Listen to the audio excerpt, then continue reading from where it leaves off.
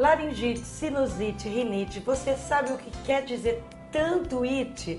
Pois é, a doutora Heloísa Helena vai nos explicar sim e como solucionar alguns problemas, não é isso, doutora? Isso, vamos Temos lá. laringite, sinusite, rinite, amidalite, por que tanto it? Porque o it quer dizer inflamação. A maioria das palavras que usamos em medicina, que parecem estranhas, diferentes, são gregas, por isso são tão estranhas, né? Então, na verdade, esse sufixo, né, que seria o final da palavra it, vai dizer exatamente que é um processo inflamatório. Agora, o processo inflamatório ele pode ter várias origens, né? Pode ser viral, pode ser bacteriano, pode ser pelo tempo, pode ser, no caso, vamos dizer, da sinusite pela natação. Sim. Né? Então, muitos pacientes nos procuram dizendo, posso manter meu filho na natação? Porque ele tem tido otites, tem tido sinusites, tem tido rinites. E as otites, né, para quem não sabe, é o ouvido, a rinite é o nariz e a sinusite A sinusite pega os seios. Isso aqui, seios, os seios que da na verdade, face. seios, que na verdade seio quer dizer buraco, né? A gente usa de outras formas seios, né? Mas na verdade quer dizer buraco. E nós temos os seios frontais e temos os seios etinoidais e esfenoidais e maxilares, né? São 4. 2 a 2 são os pares.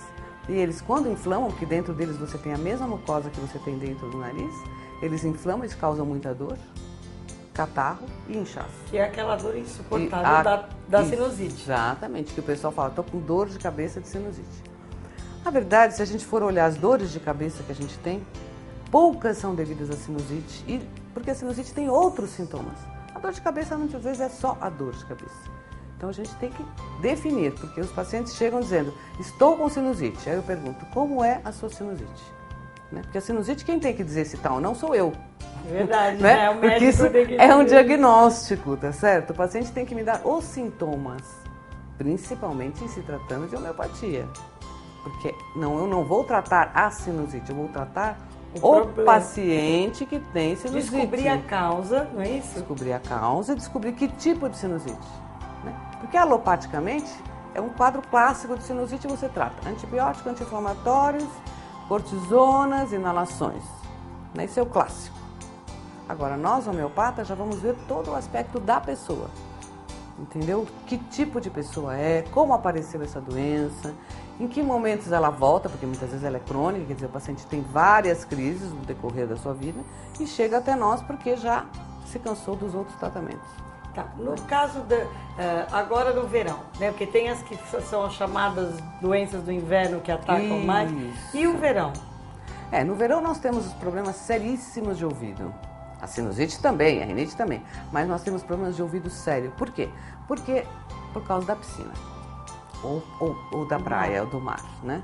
Então as mães às vezes esquecem que os bebês e mesmo as crianças maiorzinhas não podem ficar em determinados horários na piscina e no mar.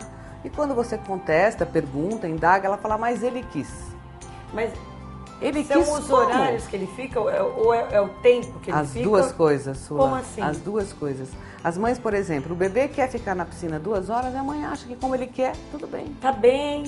Tá brincando, ele tá ótimo. E quais são as causas disso? O que vai gerar? O que vai acontecer? Esse ouvido não é para ficar molhado. De jeito nenhum.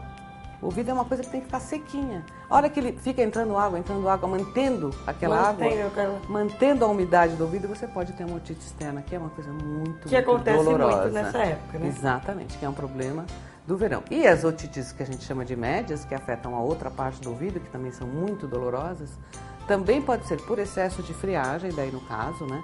Não é só a umidade, mas cabecinha molhada, depois correu com o pezinho molhado, ficou com o maiozinho molhado. Então seria um tratamento preventivo que a gente deveria fazer, né? Sim. Não sempre correr atrás do que já está. E não quer dizer que adulto não tenha, porque o adulto também tem. Agora, no caso da homeopatia, principalmente que tem otites que vão se tornando crônicas. Ah, com certeza. Tem uma e daqui a pouco qualquer coisinha já está de novo. Isso. A homeopatia vai dar um suporte para a pessoa que faz o tratamento para que isso não ocorra mais. Isso, a ideia é essa. Inclusive, nós temos não só a orientação, como eu estava explicando, né, do que pode causar, como o tratamento para a criança ou adulto ter melhores condições de enfrentar o problema. Entendeu? Então, ele vai estar mais apto, então a infecção, se ela vem mais fraca. e você consegue curar ela com mais facilidade. Na fase aguda, por exemplo, uma laringite, né, que é o que também se reclama, muito gelado, muito sorvete, muito suco, muito tudo extremamente gelado, porque o calor é grande. Exato.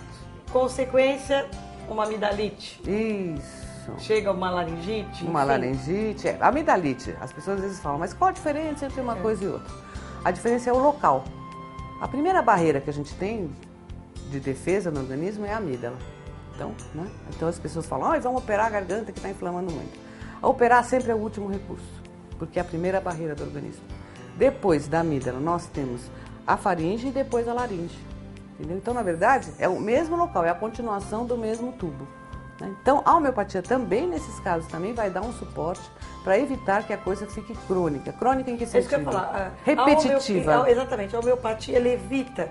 Porque você vê aquelas pessoas, estou com dor de garganta, passa um tempinho, tomou mais um gelado, tomou mais um sorvete. Volta. Novamente. Isso. E cada 3, 4 meses a pessoa está sempre com o mesmo quadro.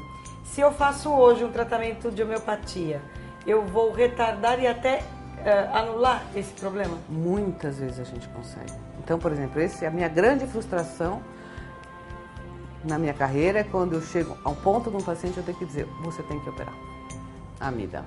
Porque antes disso tem mil recursos. 1000 recursos, entendeu? Mas acontece. Ou, por exemplo, um paciente que já veio, até veio faz 15 dias, é um paciente que está fazendo vestibular, quer dizer, ele está muito estressado pela questão do vestibular, e ele tem tido amidalite. Esse ano acho que ele teve 12, tomou 12 antibióticos, então, uma vez por mês. Meu Deus. Aí ele chega no 1º de dezembro e fala, doutor Luiz, eu tenho que prestar vestibular, ou 1º de novembro, perdão, eu tenho que prestar vestibular a partir do dia 20 de novembro até 20 de janeiro. Socorro. Bom, tentei. Não foi tão grave como outras vezes, mas ele continua tendo. Então é um caso que, se ele passar o vestibular, provavelmente isso vai melhorar. Porque também vai diminuir o estresse.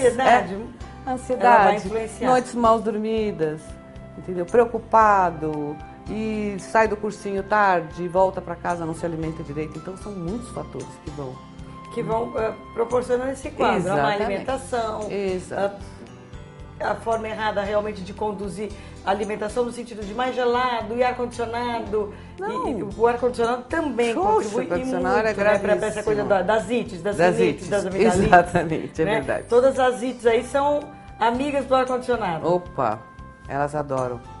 Elas adoram. Mas mais do que isso, a questão da alimentação é muitas horas sem comer.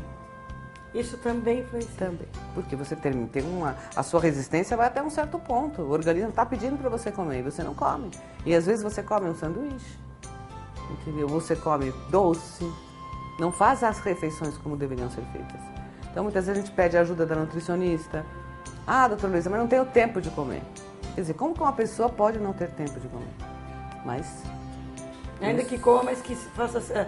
selecione coisas saudáveis, né? Carregar pequenos lanchinhos. Exatamente. Mudar o hábito. Mudar o hábito. Exatamente. E as próprias mães, às vezes, interferem de uma forma não positiva para isso.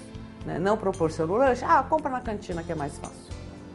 E aí, depois, lá na frente, se agrava. Mas o que a gente tem de bom como informação é que a homeopatia é um tratamento que não é agressivo. Isso.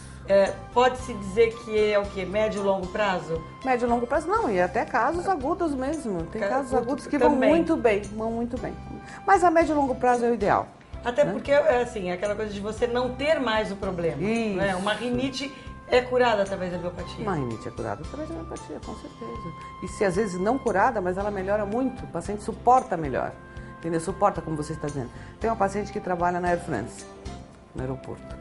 Então é um problema sério, porque o ar-condicionado do aeroporto... vai estar sempre, o avião... Ela não tem como, ela mora em São Paulo, quer dizer, ela vai trabalhar, ela já está no ônibus em Guarulhos, tá? Já está no ar-condicionado. Ar-condicionado, ou seja, vai melhorar a condição dessa pessoa. Exatamente. Ela vai ter mais resistência, vamos dizer. Aonde o estresse, o cansaço, tiraria essa resistência dela, a homeopatia entra para dar uma condição melhor. Exato, e ela será menos afetada, tendo as mesmas condições de vida. Perfeito. Obrigada, doutora Luísa. Obrigada a você.